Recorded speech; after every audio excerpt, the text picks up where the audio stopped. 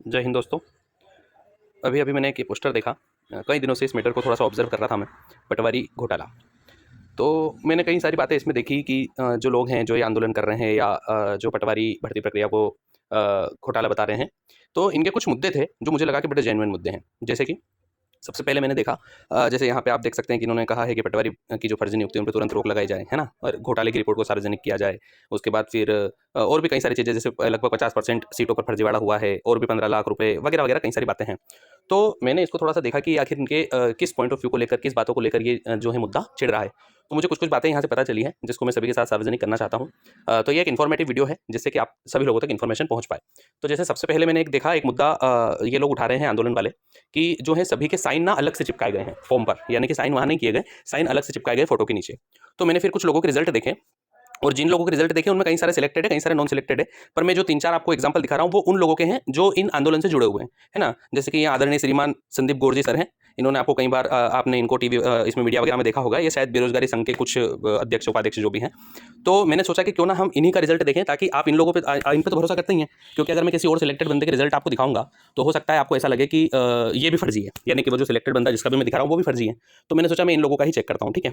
तो मैंने इनका देखा, श्रीमान जी का। तो आप यहाँ पर देख पाएंगे कि जो ये लोग बता रहे हैं कि यहाँ से यहाँ तक फोटो लगा हुआ है, और इस फोटो के नीचे ये जो साइन है ना, ये अलग से चिपकाया गया है। देखो आप, क्लियर आपको दिख रहा होगा, ये अलग से चिपकाया गया है। इसी तरह से ये सुरेंद्र यादव जी हैं, जो कि जो नेयू संगठन का मैंने आपको एक सबसे फ्रंट में पोस्टर दिखाया, ये उसी के टीम के सदस्य हैं। तो आप देखेंगे यहाँ पर इनका ये जो फोटो है, देखिए व्हाइट बैकग्राउंड के पीछे ये ब्लू कलर की लाइन है, और यहाँ भी देखेंगे आप, ये ब्लू कलर की पट्टी है जिसके ऊपर अलग से साइन अलग से आपको दिख रहा होगा, ठीक है, साइन अलग से चिपकाया गया है। फिर एक ये दिव्यांशु कुशवाहा सर हैं, इनका भी एक यूट्यूब चैनल है, ठीक है।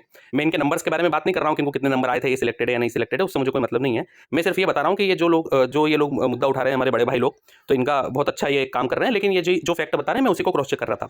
तो आप देखेंगे यहाँ पर ये दिव्यांशु कुशवाहा है ना, इनके आप देखेंगे ये फोटो अलग से दिख रहा है, और ये जैसा कि अलग से इनका साइन चिपकाया गया, आप अलग देख लो, अलग कलर के पेज आपको दिख रहा होगा।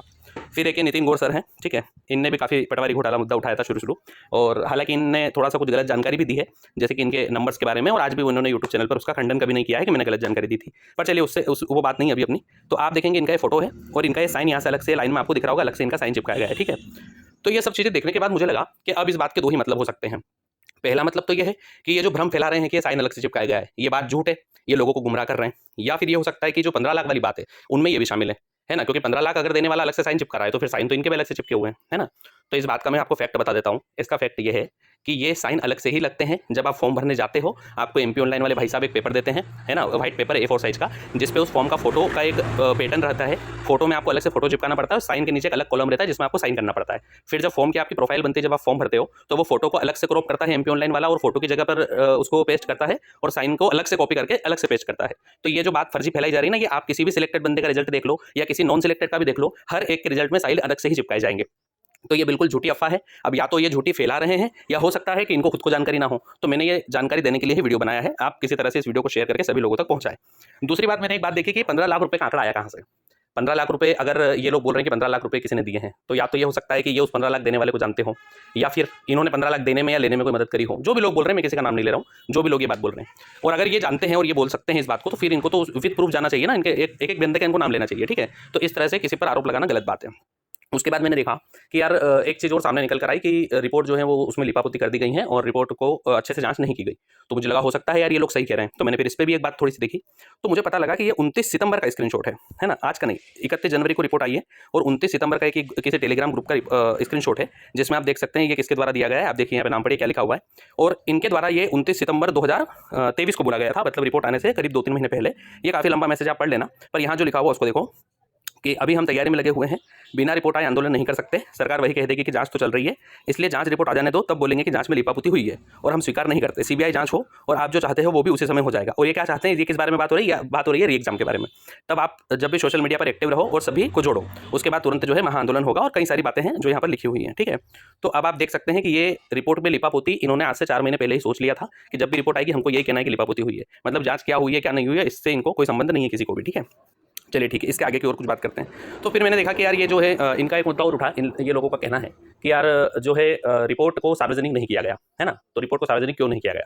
मैंने सोचा चलो थोड़ा आयोग के बारे में पढ़ लेते हैं, क्योंकि हो सकता है इन लोगों ने थोड़ी आयोग के बारे में पढ़ाई नहीं करी हो। हालांकि पीएससी अगर तैयारी करते हैं या किसी अच्छी एग्जाम की तैयारी करते हैं तो जरूर उसके बारे में पढ़ते हैं, पर चलो कोई ना, मैं भी जैसे कि इनका काम है सभी लोगों तक जानकारी पहुंचाना, आवाज़ उठाना लोगों की, तो मैंने सोचा कि मैं भी एक आम नागरिक होने के नाते थोड़ी सी जानकारी सभी लोगों तक दे दूँ। तो आप देखेंगे कि भाई आयोग के बारे में आप गूगल पर सर्च करना, ठीक है, जो आयोग अधिनियम है 1952, उसके आधार पर कुछ बातें मैंने पढ़ी कि यहाँ पर सबसे पहली बात तो ये है कि जो आयोग गठित किया जाता है, ठीक है, वहाँ पर क्या क्या बात होती है। तो जब आयोग गठित किया जाता है ना, तो आयोग जो है किसी भी व्यक्ति के आचरण की जांच कर सकता है, किसी की भी राय ले सकता है, उससे जिसको भी वहाँ पर जिस भी व्यक्ति को उससे प्रभाव पड़ने वाला है, जैसे कि इस एग्जाम में सिलेक्टेड और नॉन सिलेक्टेड, उन दोनों व्यक्तियों की बात सुन सकता है। और ऐसा किया भी है, नॉन सिलेक्टेड बच्चों को बुलाकर वहाँ पर हर एक व्यक्ति की बात सुनी भी है, ठीक है। मतलब आयोग ने अपना काम जो है वो अच्छे तरीके से किया है। लेकिन एक बात यहाँ पर और है कि सरकार जो है आयोग की रिपोर्ट को सार्वजनिक करने के लिए बाध्य नहीं होती है, साफ तौर पर लिखा गया है। हालांकि आयोग के निष्कर्ष कार्यपालिका के लिए बाध्यकारी नहीं होते। इसका मतलब यह है कि आयोग जो है रिपोर्ट सरकार को प्रस्तुत करेगी, सरकार किसी भी तरह से बाध्य नहीं है कि उस रिपोर्ट को पब्लिश करती है या नहीं करती है। तो जो ये मुद्दा उठा रहे पब्लिक डोमेन में क्यों नहीं डाला, तो ये कानूनन रूप से संविधान अगर आप पढ़ोगे तो संवैधानिक रूप से ये बात लिखी गई है। अब आगे की बात करते हैं कि कार्यपालिका जो है इसको मानने और ना मानने के लिए भी बाध्यकारी नहीं होती है, लेकिन अगर कार्यपालिका ने माना है तो फिर कुछ सोच समझ के माना होगा। लेकिन अदालतों द्वारा साक्ष्य के रूप में इन पर निष्कर्षों पर विश्वास किया जा सकता है। मतलब ये जो निष्कर्ष हैं ये अदालत में भी मान्य होंगे। और अभी जो जांच आयोग बिठाया गया है वो ऑलरेडी रिटायर्ड जस्टिस की अध्यक्षता में बिठाया गया था। रही बात ये कि अगर ये रिपोर्ट जानना चाहते हैं तो भैया सूचना का अधिकार के बारे में थोड़ा सा पढ़ लो आप लोग। सूचना के अधिकार में आरटीआई के माध्यम से आप रिपोर्ट के लिए आवेदन करो, है ना। 30 दिन के अंदर या 45 दिन के अंदर जो भी उसका समय रहता है, आपको आरटीआई के माध्यम से रिपोर्ट की जो भी जानकारी अगर अवेलेबल रहेगी तो दी जाएगी। अब ये जो झूठी अफवाहें फैला रहे आयोग के बारे में, तो इसमें भी एक धारा है, धारा 10A, उसी अधिनियम के तहत आप ये सब गूगल पर सर्च कर सकते हो तो आपको सब मिल जाएगा। उसमें ये लिखा हुआ है कि यदि आयोग के बारे में कोई भी गलत जानकारी फैलाता है या आयोग को बदनाम करने की कोशिश करता है, तो यहाँ पर आप देखेंगे कि यदि बदनाम करने की योजना बनाई जाती है तो वह साधारण दंड का भागी होगा। एक अवधि जिसे 6 महीने तक बढ़ाया जा सकता है या जुर्माना, दोनों से दंडित किया जा सकता है। उसे सजा भी हो सकती है और उसे जो है जुर्माना भी लगाया जा सकता है। तो ये जानकारी मैं सिर्फ इसलिए दे रहा हूँ कि जो कुछ बच्चे हैं जो अभी एग्जाम की तैयारी कर रहे हैं और जो इन झूठी अफवाहों में आकर बरगला जाते हैं, लोगों की बातों में आ जाते हैं, आप लोग ध्यान रखें कि आपको भी आगे भी एग्जाम देना है। आप इन ऐसी किसी अराजक चीज़ों में ना पड़े। ऐसी कई सारी जानकारी मुझे लोगों ने साझा करी, जिसमें कि कई सारे बच्चे कह रहे हैं किसी संस्था को आग लगा दो, कोचिंग फोड़ दो, लाइब्रेरियाँ फोड़ दो, ऐसी बहुत सारी बातें हैं। लेकिन मैं उनको नहीं करना चाहता, मैं बच्चों के भविष्य के साथ खिलवाड़ नहीं करना चाहता, जैसा कि कई सारे लोग अपनी राजनीतिक रोटियां सेकने के लिए कर रहे हैं।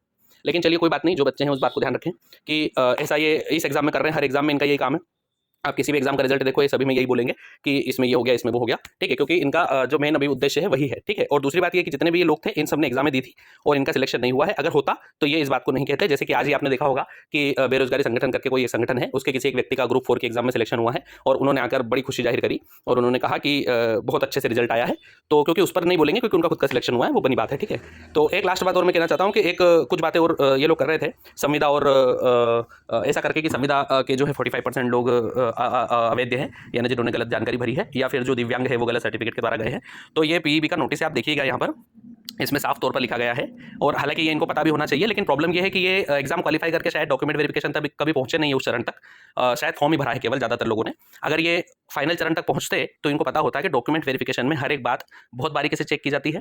जो संविदा वाला सर्टिफिकेट है, अगर 5 साल का कार्यकाल मांगा गया है और आपके पास 4 साल 11 महीने का भी है तो वो मान्य नहीं होता, आपको डॉक्यूमेंट वेरिफिकेशन में बाहर कर दिया जाता है। इसी के साथ जो दिव्यांग सर्टिफिकेट है, आपका सर्टिफिकेट चेक किया जाता है, ऑनलाइन पोर्टल पर चेक किया जाता है। अगर ऑनलाइन पोर्टल पर आपका सर्टिफिकेट अवेलेबल नहीं है तो आपको बाहर कर देते हैं। और अगर सर्टिफिकेट अवेलेबल है उसके बाद भी एक मेडिकल टीम आती है जो कि आपको एक रूम में ले जाकर आपकी पूरी जो भी आपकी मेडिकल दिक्कतें हैं उनको चेक करती है और उस आधार पर ये डिसीजन लेती है कि आपका सर्टिफिकेट सही है या नहीं है। तो मेडिकल अनफिट होने के बाद ही आपका मेडिकल सर्टिफिकेट या जो भी आपका दिव्यांग सर्टिफिकेट लगाया है वो होता है, अन्यथा आपको बाहर कर दिया जाता है। तो ये जो संविदा वाली कोटे की बात है, जो गलती से किसी ने फॉर्म में क्लिक कर दिया है या किसी ने कोई और ऐसा लाभ ले लिया जो उसे बोनस अंक मिल गए हो या कोई छूट मिल गई हो, तो इनको बहुत बारीकी से चेक किया जाता है। लेकिन इसके लिए डॉक्यूमेंट वेरिफिकेशन की प्रक्रिया में जाना बहुत जरूरी है। अब डॉक्यूमेंट वेरिफिकेशन की प्रक्रिया में जाएंगे तब ये बात पता चलेगी। तो मैं जा चुका हूँ, इसलिए मैं आपको बता रहा हूँ कि ये सारी चीज़ें बहुत बारीकी से चेक होती है। तो जो नहीं गए हैं वो एक बार अच्छे से पढ़ाई करें, अपनी पढ़ाई पर ध्यान दें और उस चरण तक पहुंचे ताकि आपको इस बातों की जानकारी मिले कि ये चीज़ें किस प्रकार से होती है, ठीक है। तो ऐसे झूठे आरोप लगाना और अफवाहें फैलाना बंद करें। हाथ जोड़कर मेरा इन आदरणीयों से निवेदन है कि आप जो है अपनी या तो पढ़ाई करें या आप अपना कोई और जो भी आपका काम है वो करें।